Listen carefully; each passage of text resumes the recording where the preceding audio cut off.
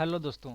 आज के वीडियो में हम बेल्ट्रॉन प्रीवियस ईयर का जो क्वेश्चन सेट है उसका प्रैक्टिस सेट करने वाले हैं। यहाँ पे देखिए, ये जो है हमारा क्वेश्चन सेट है, ये बेल्ट्रॉन प्रीवियस ईयर का जो ऑफिशियल है वो। और इसके बाद इसी का जो प्रैक्टिस सेट है यहाँ पे हम आपके लिए लेकर के आए हैं। आपको यूट्यूब पे बहुत सारे वीडियो मिल जाएंगे जहाँ पे आपको बेल्ट्रॉन प्रीवियस ईयर का सेट प्रैक्टिस करवाया गया है, लेकिन उसमें आपको ये होगा कि आपका इस प्रकार से रहता है, जिसमें कि आपको क्वेश्चन के साथ साथ आंसर भी दिख जाता है, तो आप सही से सेट प्रैक्टिस नहीं कर पाते हैं। लेकिन आपको इस वीडियो में यहाँ पे क्वेश्चन रहेगा और साथ में आपको ऑप्शंस भी दिए रहेंगे, और इसके बाद हम आपको इसका आंसर बताएंगे, और इसका आंसर जो है नीचे ऑप्शन के नीचे दिया हुआ रहेगा, और साथ ही साथ इसका पीडीएफ भी आपको वीडियो के डिस्क्रिप्शन बॉक्स में मिल जाएगा।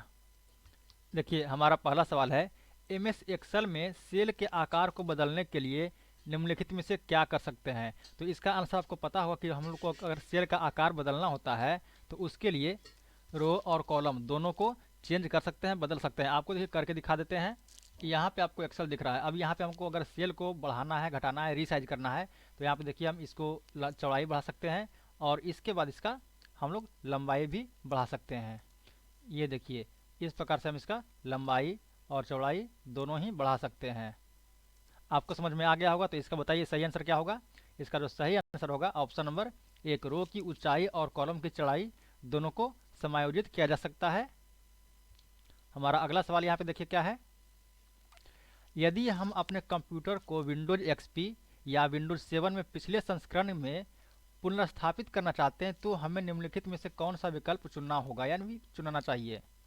हमें करना होगा, देखिए, कंट्रोल पैनल, उसके बाद फिर यूज़र पासवर्ड जाना होगा, या फिर माय कंप्यूटर में सी ड्राइव और उसके बाद यूज़र में जाना होगा, या फिर स्टार्ट में जाना होगा, उसके बाद ऑल प्रोग्राम, इसके बाद एक्सेसरीज और इस फिर RDC इसमें जाना होगा, या फिर स्टार्ट, फिर ऑल प्रोग्राम्स, एक्सेसरीज, या फिर उसके बाद सिस्टम टूल्स इसमें जाना है। ये हमको जो विकल्प चुनना होगा ऑप्शन नंबर हमारा ये जो है 4 नंबर, ये सही है। इस प्रकार से करने पर हमारा जो है विंडोज एक्सपी या फिर विंडोज 7 का जो पिछला संस्करण है उसमें चले जाएंगे। हमारा अगला सवाल देखिए, एमएस एक्सेल में निम्नलिखित में से कौन सा फॉर्मेटिंग सेल्स का एक हिस्सा है। इनमें से कौन जो है फॉर्मेटिंग सेल का हिस्सा है, बताइए। टेबल को इंसर्ट करना, या फिर प्रिंट प्रीव्यू देखना, या फिर अलाइनमेंट और इंडेंट्स, या फिर कमेंट लिखना। तो इसका जो सही आंसर है वो होगा अलाइनमेंट और इंडेंट्स जो है ये हमारा फॉर्मेटिंग सेल का एक हिस्सा है। चलिए आते हैं अगला सवाल पे। क्वेश्चन नंबर 4 यहाँ पे देखिए, डेजी व्हील डैश का एक प्रकार, यानी कि डेजी व्हील जो है वो क्या है। तो बताइए, डेजी व्हील एक मॉनिटर है, या फिर प्रिंटर है, या फिर स्पीकर, या फिर स्कैनर है। तो इसका जो सही आंसर है जो आप लोग दिए हैं, इसका सही आंसर वो है ये प्रिंटर। ये डेजी व्हील जो है एक प्रकार का प्रिंटर है। चलिए अगला सवाल, एमएस एक्सेल 2016 के पेज लेआउट टैब में निम्नलिखित में से कौन सा पेज साइज का एक प्रकार है। यानी कि जब आप एमएस एक्सेल 2016 को खोलते हैं तो उसमें फिर आप जाते हैं पेज लेआउट टैब में, और उसमें से कौन सा जो है ये पेज साइज होता है उसमें। तो देखिए, आपको हम इसमें दिखाते हैं। सबसे पहले ये देखिए हमारा, ये देखिए एमएस वर्ड हमारा ओपन है, और इसके बाद आप गए पेज लेआउट में, और पेज लेआउट में जाने के बाद यहाँ पे आपको साइज दिख रहा है। अब यहाँ पे साइज पे जाते हैं तो इसके बाद आपको यहाँ पे दिखेगा, ये देखिए लेटर, यानी कि आपको इसमें लेटर दिख रहा है। तो अब बताइए इसका जो सही आंसर क्या होगा, ऑप्शन नंबर 4। गुड, शाबाश। चलिए अगला है क्वेश्चन नंबर 6,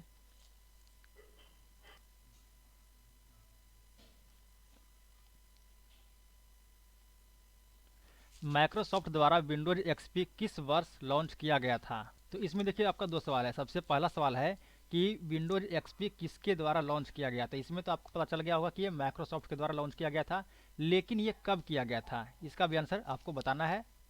तो इसका जो सही आंसर बताइए, 2001, 2000 में, ये 2001 में, 1999 में, या फिर 1998 में। तो इसका सही आंसर होगा 2001।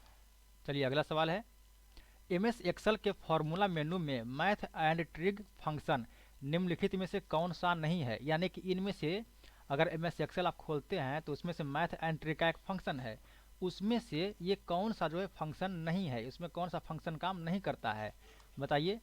स्विच, लॉग, एलसीएम, या फिर सम। तो यहाँ पे देखिए एमएस एक्सेल ओपन है, और इसके बाद फार्मूला में जाते हैं, और फार्मूला में जाने के बाद यहाँ पे देखिए मैथ एंड ट्रिग यहाँ पे है, तो इस पे जाते हैं। अब ये देखिए इसमें से आपको देखिए सारा कुछ मिल जाएगा। यहाँ पे देखिए लॉग भी है और जो जो ऑप्शन में है वो सारा कुछ यहाँ पे दिख जाएगा। लेकिन देखिए सम भी है यहाँ पे, लेकिन आपको कौन सा ऑप्शन इसमें नहीं दिखेगा, तो वो ऑप्शन यहाँ पे देखिए ये है स्विच। ये आपका स्विच का जो ऑप्शन है वो इसमें नहीं रहता है। तो आपको पता चल रहा होगा कि सवाल कहाँ से पूछे जाते हैं। देखिए कितना अंदर से पूछ रहा है सवाल।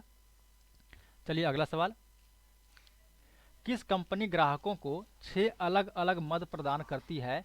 बिक्री प्रबंधक सॉरी किसी कंपनी ग्राहक को 6 अलग अलग मद प्रदान करती है और बिक्री प्रबंधक अपने पर्यवेक्षक के समक्ष प्रस्तुति के दौरान प्रत्येक मद के लिए एक स्लाइड तैयार करती है। ठीक है, उसके बाद पर्यवेक्षक सभी स्लाइड को एक विंडो में रखना चाहता है ताकि वह तुलना कर सके। तो निम्नलिखित में से कौन सा फंक्शन की बिक्री प्रबंधन के द्वारा प्रयोग किया जाएगा? तो वो स्लाइड को शॉर्ट करना चाहता है, तो इसके लिए आपको यहाँ पे आंसर हो जाएगा स्लाइड शॉर्टर का। चलिए अगला सवाल है क्वेश्चन नंबर 8, चयनित टेस्ट के मध्य काटने के लिए एक रेखा का कार्य को डैश रूप में जाना जाता है। जैसे कि अगर यहाँ पे अगर आप लिखे हैं, कुछ लिखे हैं ए, ठीक है, अब ये लिखे हैं बी लिखे हैं, ठीक है, और बी लिखने के बाद आपको इसको बीच से ऐसे इस प्रकार से काटना है, तो उसको क्या बोलते हैं? अब ये समझ में आ गया होगा। तो इसको बोलते हैं स्ट्राइक थ्रू बोलते हैं इसको। चलिए अगला सवाल, कोई कॉलेज प्रवेश के लिए फॉर्म प्रिंट करना चाहता है। इस फॉर्म में कॉलेज के लोगों को सामग्री के पीछे पारदर्शी पाठ के रूप में रखने की आवश्यकता है। तो एमएस वर्ड में किस फंक्शन का उपयोग किया जाएगा? इसके लिए देखिए वाटरमार्क का होता है प्रयोग, तो वाटरमार्क इसका सही हो जाएगा। वाटरमार्क का आप नाम सुने होंगे। एमएस एक्सेल 2016 में किस मेनू में या फिर किस टैब में संरक्षित बुक यानी प्रोटेक्ट वर्कबुक को शेयर करने का ऑप्शन चुना जा सकता है? तो ये होता है ऑप्शन नंबर 2, रिव्यू में होता है।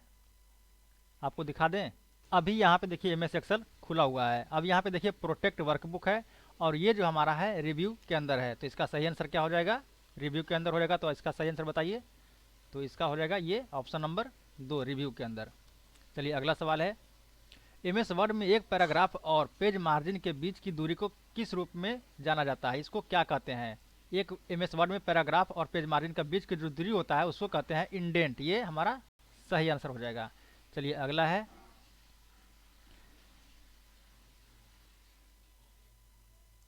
EPROM का पूर्ण रूप क्या होगा? तो इसका सही आंसर ऑप्शन नंबर 4 हो जाएगा, erasable programmable read only memory. चलिए अगला है क्वेश्चन नंबर 14, असेंबलर के बारे में कौन सा कथन सही है? आप लोग पढ़िए जल्दी से इसको और वीडियो को पॉज करके पढ़ लीजिए। इसका जो सही आंसर होगा वो होगा यह जो है, असेंबली लैंग्वेज और कंप्यूटर प्रोसेस में निम्नलिखित प्रतीकात्मक कोडित निर्देशों के बीच सेतु का काम करता है। ये इसका सही आंसर हो जाएगा। चलिए अगला सवाल है, वर्ष 2019 के लिए 78 कंपनी का बिक्री का डेटा है। उन कंपनी का चयन करना आवश्यक है जिनकी वर्ष के दौरान बिक्री 1000 इकाई से अधिक है। इसके लिए एमएस एक्सेल में कौन सा फंक्शन का यूज करेंगे? तो इसके लिए सबसे पहले आपको सॉर्ट करना होगा, यानी कि सॉर्ट लिस्ट जो तैयार किया जाता है कुछ वैसा ही करना होता है। तो इसके लिए आप सॉर्ट का फंक्शन को यूज कीजिएगा। ये इसका सही आंसर हो जाएगा। अगला है, एमएस एक्सेल 2016 के फॉर्मेट सेल ऑप्शन में सेटिंग के संबंध में कौन सा कथन गलत है? तो ये देखिए, रैप टेक्स्ट और अन्य अलाइनमेंट ऑप्शन फॉर्मेट सेल में उपलब्ध है, ये तो सही है। फिल क्लियर को बदला जा सकता है, ये भी सही है। फिर रैक टेक्स्ट और अन्य अलाइनमेंट ऑप्शन फॉर्मेट सेल में उपलब्ध नहीं, ये देखिए इसका ये जो है गलत है। तो इसका यही आंसर हो जाएगा, ये गलत है। चलिए अगला है, इस क्वेश्चन को आप लोग पढ़ लीजिए वीडियो को पॉज करके, और इसका जो सही आंसर होगा वो होगा ऑप्शन नंबर सी। चलिए अगला है, अगला हमारा देखिए, नेटवर्क या इंटरनेट में भी सेट का पूर्ण रूप निम्नलिखित में से क्या है? बताइए। तो इसका सही आंसर बताइए क्या होगा? वेरी शॉर्ट अप्लाई टर्मिनल, ये गलत है। वेरी स्मॉल आर्पर्चर टर्मिनल, ये देखिए इसका सही आंसर है। तो ये इसका सही आंसर हो जाएगा, ये ऑप्शन नंबर 2। चलिए अगला है, एमएस एक्सेल में ट्रू फंक्शन किस श्रेणी के कार्य से संबंधित है? तो ट्रू जो फंक्शन है एमएस एक्सेल में वो है लॉजिकल काम से। अगला सवाल, एमएस एक्सेल 2016 में कंडीशनल फॉर्मेटिंग लागू करने का विकल्प निम्नलिखित में से कौन सा नहीं है? तो कंडीशनल फॉर्मेटिंग में ये जो हमारा है फॉन्ट कलर वो नहीं रहता है। यहाँ पे देखिएगा ये नहीं लगा हुआ है। आप लोग जब सवाल वहाँ पे हल कीजिएगा तो नहीं लगा है या फिर है लगा है, यहाँ पे आप देखिएगा लास्ट में कि नहीं है या फिर क्या है, उसके बाद आप लोग आंसर दीजिएगा। चलिए अगला सवाल। नए मेल मर्ज सेटअप विजार्ड में फाइल टाइप का चयन करने के बाद क्या स्टेप है? तो इसका आंसर होगा ऑप्शन नंबर 3, रिसिपिएंट को चयन करना। अगला सवाल, निम्नलिखित में से कौन सा मेन्यू एमएस एक्सेल 2016 फाइल को नाम बदलने की अनुमति देगा? यानी कि आप लोग नाम जो बदलेंगे एमएस एक्सेल 2016 में, वो किस में जाकर के बदलेंगे? तो इसका जो सही आंसर होगा, फाइल में जाने के बाद आप इसका नाम बदल सकते हैं। चलिए अगला सवाल, एमएस वर्ड 2016 में रिव्यू मेनू का हिस्सा निम्नलिखित में से कौन सा नहीं है? यानी कि आपको जो रिव्यू मेनू है उसमें इनमें से क्या नहीं है उस मेन्यू में? तो देखिए, वर्ड काउंट है, कंपाइलर है और न्यू कमेंट ये भी है, लेकिन आपका ये जो टेबल ऑफ कंटेंट है, विषय सूची, ये नहीं है। एमएस वर्ड में फॉन्ट डायलॉग बॉक्स प्राप्त करने के लिए शॉर्टकट की क्या है? तो शॉर्टकट की जो है इसका Ctrl+D। अगला सवाल, ईमेल का उपयोग पहली बार पर किया गया था, यानी कहाँ किया गया था? ईमेल का पहली बार उपयोग किस पे किया गया था? तो ये किया गया था अपर्नेट, ARP, इस पे किया गया था ARPANET पे। अगला है, फोर्ट्रॉन के बारे में निम्नलिखित में से कौन सा सही है? यह एक प्रोसेसर का हिस्सा है या फिर यह एक प्रकार का प्रिंटर है? ये तो गलत बात है। यह देखिए कंप्यूटर मेमोरी का एक हिस्सा, ये भी गलत बात है। ये देखिए, यह जो है एक प्रोग्रामिंग लैंग्वेज है, ये एक प्रकार का भाषा है जो कि विज्ञान के क्षेत्र में प्रयोग किया जाता है। अगला है, पावर पॉइंट के व्यू मेनू में न्यू विंडो का ऑप्शन का उद्देश्य क्या है? तो उसका जो व्यू मेनू में जो न्यू विंडो है, उसका ऑप्शन का उद्देश्य यही है कि उसी प्रेजेंटेशन को दूसरे विंडो में खोल सकें। अगला सवाल, निम्नलिखित में से कौन सा एक इनपुट या आउटपुट डिवाइस नहीं है? बताइए, ट्रैक बॉल इनपुट है या फिर आउटपुट है? रैम, ये देखिए रैम जो है ना तो इनपुट है और ना ही आउटपुट है, ये देखो ये जो है प्रोसेसिंग यूनिट है। अगला है, एमएस वर्ड में कोई छात्र डिफ़ॉल्ट फॉन्ट कलर के साथ नोट्स तैयार कर रहा है और वह पीले रंग की पृष्ठभूमि से में कुछ प्रमुख बिंदु को चिन्हित करना चाहता है। इस उद्देश्य के लिए निम्नलिखित में से किस विकल्प का उसको चयन करना होगा? तो ये आपको पता होगा। इसके लिए अगर ये काम करना है तो उसको हाईलाइट करना होगा, तो ये टेक्स्ट हाईलाइट कलर को चूज करना होगा। अगला है, यदि हम कुछ तत्वों के बीच पदानुक्रमित संबंध दिखाना चाहते हैं तो एमएस एक्सेल 2016 में निम्नलिखित में से किस फंक्शन या फिर सब मेनू का उपयोग किया जाना चाहिए? तो इसके लिए करना होगा आपको इंसर्ट मेनू में इंस्टॉलेशन समूह में स्मार्ट 8 विकल्प को जाकर के चुनिएगा, तो ये काम आपका हो जाएगा। चलिए अगला है, डॉक्यूमेंट लिखते समय DELH को 6-7 के स्थान पर DEHLI के रूप में लिखा जाता है। तो निम्नलिखित में से किसका प्रयोग कर करके आप इस गलती को एक बार में ठीक कर सकते हैं? यानी कि यहाँ पे देखिए दिल्ली का स्पेलिंग जो है गलत हो जाता है, तो उसको सही आप किससे कर सकते हैं? तो आपको करना होगा Ctrl+H। अगला है, एमएस एक्सेल 2016 के किस मेन्यू में हाइड एंड अनहाइड का ऑप्शन उपलब्ध है? तो इसका जो सही आंसर हो जाएगा, आपको जाना हो होम, और होम के बाद फॉर्मेट में आपको हाइड एंड अनहाइड का ऑप्शन मिल जाएगा। चलिए अगला सवाल है, रूटीन क्या है? तो देखिए रूटीन जो होता है, ये जो नेटवर्क में सोर्स से डेस्टिनेशन तक डेटा का पैकेट स्थानांतरित करने की प्रक्रिया, ये जो है इसी को रूटीन कहते हैं। यानी कि शुरू से लेकर अंतिम तक ट्रांसफ़र करना। और वैसे भी आप लोग कोई रूटीन बनाते हैं तो उसको शुरू से लेकर अंतिम तक उसका काम करते हैं, तो वही हो गया रूटीन। चलिए अगला सवाल, मेल मर्ज में निम्नलिखित में से कौन सा मानक दस्तावेज नहीं है? तो ये देखिए मेल मर्ज में आपको लेटर कर सकते हैं, काम सही है, डायरेक्टरी का काम कर सकते हैं, इनवेलप का भी काम कर सकते हैं, लेकिन आपको शादी का कार्ड यानी कि मैरिज कार्ड ये मानक दस्तावेज नहीं है। चलिए अगला सवाल, विंडोज एक्सपी के थीम को बदलने के लिए हमें किस विकल्प का चयन करना होगा? तो देखिए आपको सबसे पहले डेस्कटॉप पे राइट बटन क्लिक करना होगा, यानी कि दायां बटन क्लिक करना होगा, उसके बाद प्रॉपर्टी में जाना होगा और उसके बाद आपको थीम में जाइएगा, तो आपका जो ये वाला विकल्प है वो सिलेक्ट हो जाएगा। एमएस एक्सेल 2016 में होम टैब के प्रारूप सब मेनू में प्रोटेक्ट सीट का उद्देश्य क्या है? तो इसका जो उद्देश्य होता है यही कि निर्दिष्ट सीट में दूसरों द्वारा अवांछित प्रवर्तित करने से रोकना। यानी कि कोई ये मेनू प्रोटेक्ट सीट का यही काम है कि वो आपका सीट को प्रोटेक्ट करता है, सुरक्षा प्रदान करता है, कोई इसमें चेंज नहीं कर सकता है। चलिए अगला सवाल, मेल मर्ज में किसी मौजूदा लेबल को संशोधित करने के लिए चरणों का सही क्रम क्या है। ये देखिए और भी शिफ्ट में ये वाला सवाल पूछा गया था, पिछले वाले शिफ्ट में भी। तो इसका देखिए सही आंसर ये होगा, पहले आपको मेलिंग में जाना होगा, मेलिंग के बाद लेबल में, इसके बाद आपको ऑप्शंस में, उसके बाद प्रोडक्ट नंबर, और उसके बाद आपको डिटेल्स में जाना होगा। तब आप डिटेल्स को उसको संशोधित करने के लिए ये सही क्रम है। अगला सवाल देखिए, कोई निवेशक वर्ष 2018 की अवधि के लिए शेयर की कीमतों का रुझान को जानना चाहता है, तो उसके लिए निम्नलिखित में से कौन सा उपयोगी होगा। उसको कॉलम चार्ट का उपयोग करना चाहिए, या फिर पाई चार्ट का, या फिर डोनट का, या फिर लाइन चार्ट का। तो देखिए लाइन चार्ट जो है इसके लिए बेस्ट है, जो कि एमएस एक्सेल में होता है।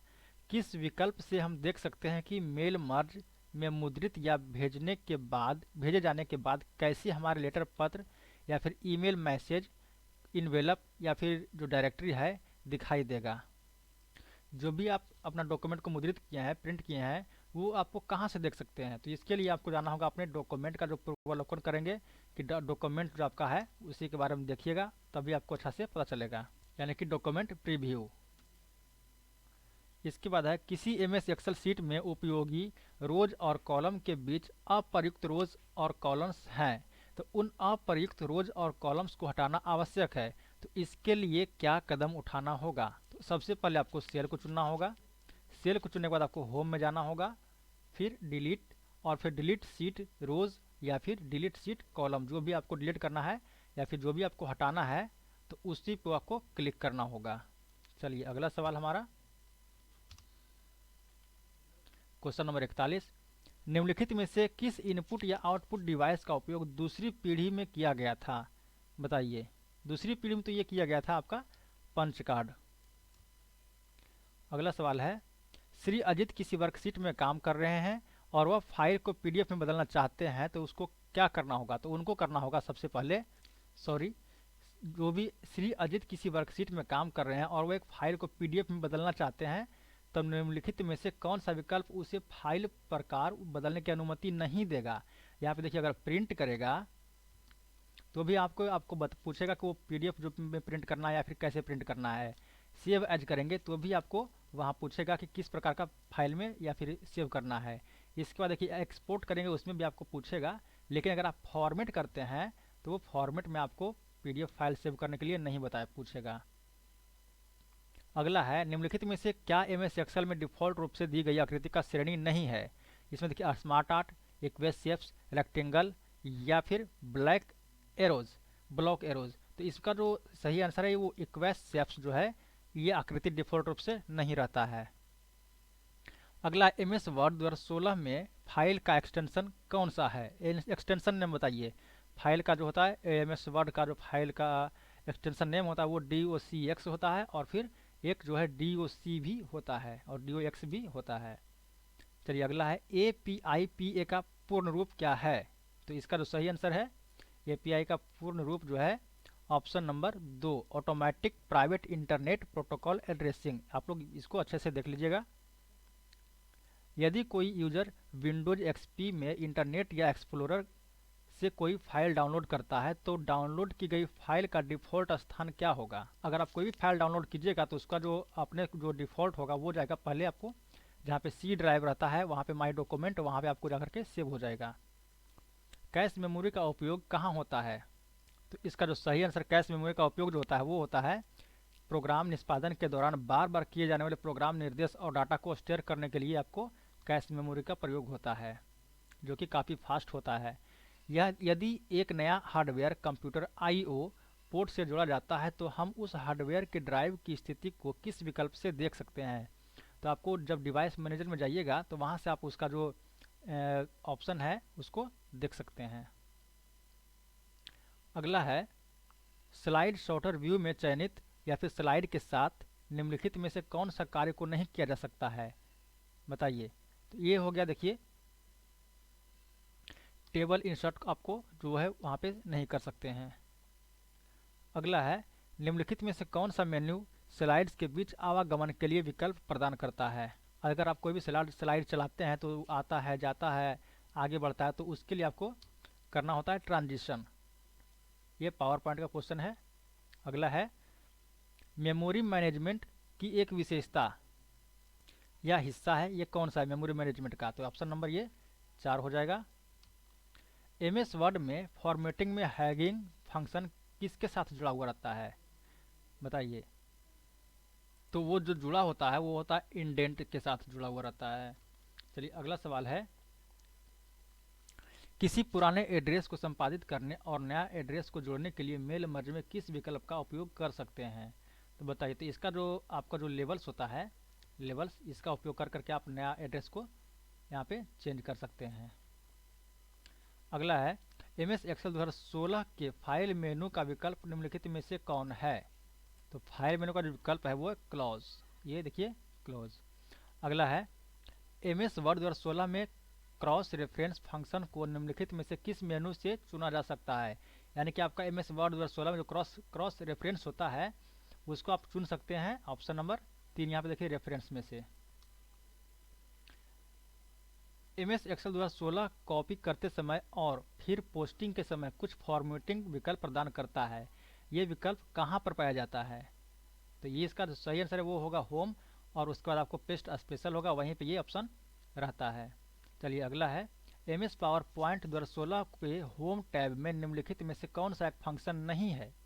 तो ये स्लाइड डिजाइन जो है वो नहीं है। चलिए अगला है, यदि कोई मैनेजर स्प्रेडशीट पर पासवर्ड प्रोटेक्ट को सक्षम करना चाहता है, यदि कोई अधीनस्थ अधिकारी एमएस एक्सेल 2016 की सीट से किसी भी कॉलम या रो को हटा ना सके, तो वह कौन सा ऑप्शन को चुनेगा? तो वो चुनेगा ऑप्शन 4। यहाँ पे जो रिव्यू है उसमें मेनू में चेंजेस ग्रुप को प्रोटेक्ट सुप सीट का जो ऑप्शन को सिलेक्ट कर लेगा, तो वो चेंज नहीं कर सकता है। आपको बताना है कि सीपीयू का फुल फॉर्म क्या होता है। तो इसका देखिए, सिस्टम सॉफ्टवेयर में सीपीयू का फुल फॉर्म तो इसका होगा कैरेक्टर यूजर इंटरफेस। एक देखिए सीपीयू का होता है सेंट्रल प्रोसेसिंग यूनिट, तो वो हो गया हार्डवेयर में, लेकिन यहाँ पे सिस्टम सॉफ्टवेयर में होगा सीपीयू का full form character user interface. अगला सवाल देखिए, और लास्ट सवाल है आज का, ethernet adapter network interface card OSI model की निम्नलिखित में से कौन सा लेयर पर काम करता है? तो वो जो काम करता है डेटा लिंक लेयर पे। ये देखिए आपका ऑप्शन नंबर ये सही हो जाएगा। वीडियो के अंत में आपको बताना है कि आपने कितना, इसका जो सही आपका कितना हुआ था, ये कमेंट बॉक्स में ज़रूर बताइएगा।